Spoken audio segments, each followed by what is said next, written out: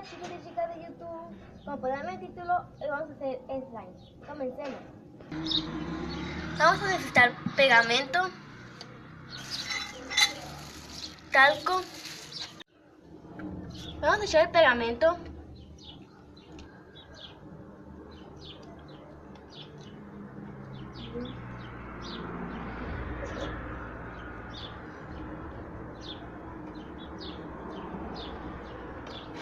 Y vamos a mezclar.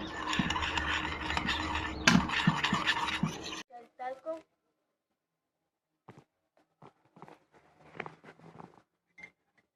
Y vamos a seguir reuniendo.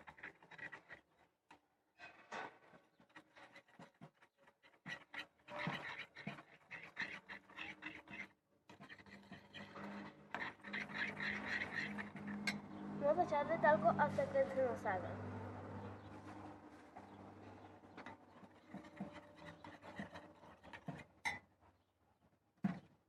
Yo le voy a echar un slime que ya hice para que se nos haga más.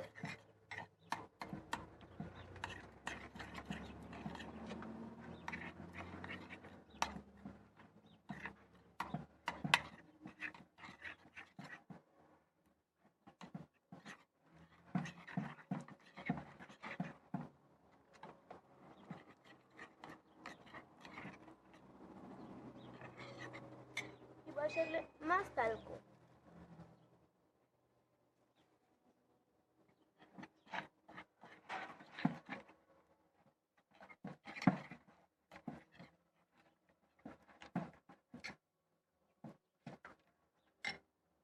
Así nos quedó este slime.